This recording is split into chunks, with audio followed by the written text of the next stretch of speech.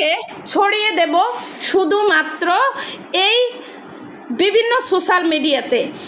আমরা দিতে পারি আমাদের প্রত্যেকটা প্রোডাক্ট নিয়ে এক একটা পোস্ট, অথবা আমরা যারা সোশ্যাল মিডিয়াতে সরাসরি আমরা আসি বা সরাসরি আমরা কথা বলি, আমরা সরাসরি এসে আমরা লাইভ করতে পারি, বিভিন্ন ধরনের ভিডিওগুলো আমরা দিতে পারি। বিভিন্ন ধরনের ভিডিওগুলো দেওয়ার মাধ্যমে আমরা তুলে ধরতে পারি আমাদের ডিএক্সএন বিজনেসের অপরচুনিটিগুলো, ডিএক্সএন বিজনেসে কী কী অপরচুনিটি আছে, কী কী এখান থেকে পাওয়া যায়, এবং কি ডিএক্সএনের মার্কেটিং প্ল্যানটা কি।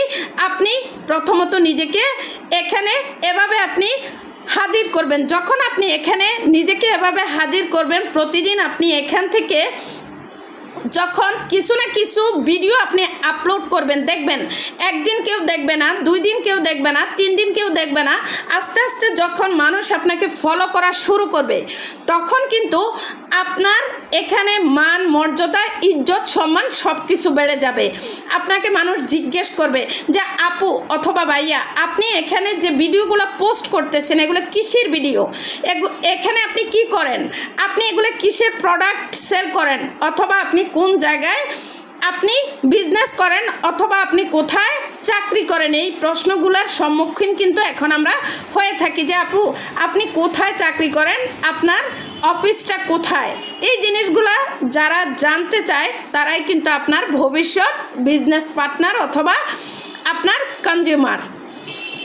দেখেন, আমরা প্রত্যেকটা মানুষই ইচ্ছা শক্তিটাকে যদি আমরা কাজে লাগাই, তাহলে কিন্তু আমরা আমাদের লাইফটাকে পরিবর্তন করতে পারি। আমরা বিভিন্ন বিনোদনকে আমরা সঙ্গে রাখি, নাটক, সিনেমা বা বিভিন্ন ধরনের এই যে এখন কিন্তু রিলস ভিডিওগুলো, টিকটক ভিডিওগুলো, শর্ট ভিডিওগুলো, এগুলো কিন্তু দেখে কিন্তু আমরা মজা পাই।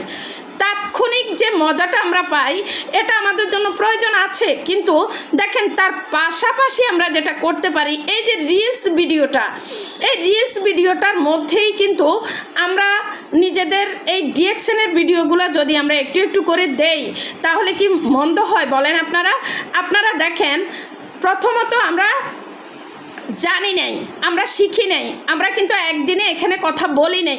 এখানে কথা বলার জন্য কিন্তু আমাদের সময় লাগছে। আপনাদেরও সেই জিনিসটা চলে আসবে, আস্তে আস্তে আসবে। কি করে আসবে?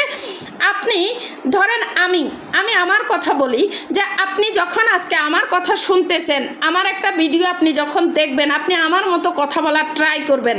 আপনি জুথির একটা ভিডিও দেখতেছেন, আপনি জুথির মতো কথা বলার ট্রাই করবেন।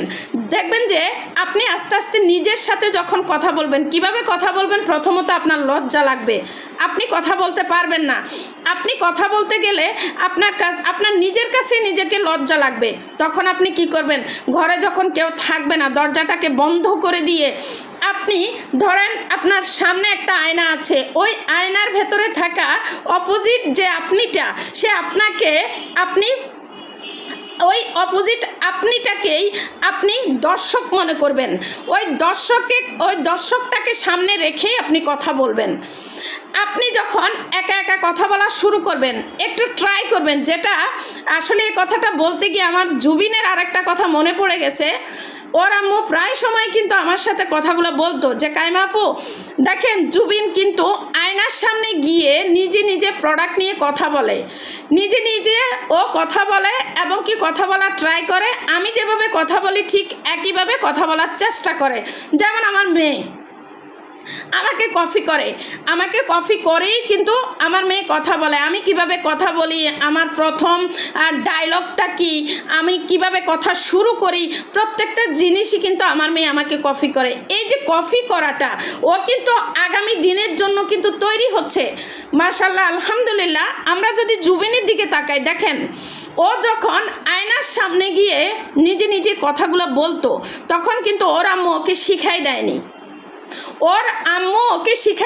ব্যাস ও শুধু ওর আম্মুকে ফলো করছে।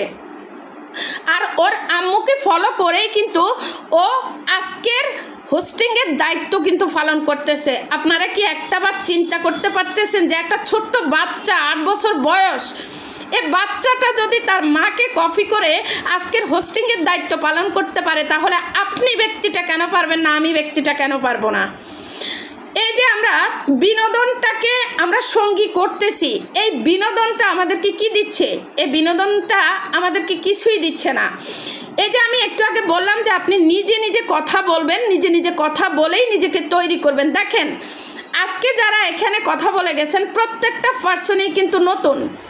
আপনারা এই নতুন ব্যক্তিরা যারা আপনারা কথা বলছেন, দেখবেন আজকে যতটুকু আপনারা বলতে পেরেছেন, আগামী দিন আপনি আমার থেকেও আরও দ্রুত বেগে আপনি কথা বলতে পারবেন।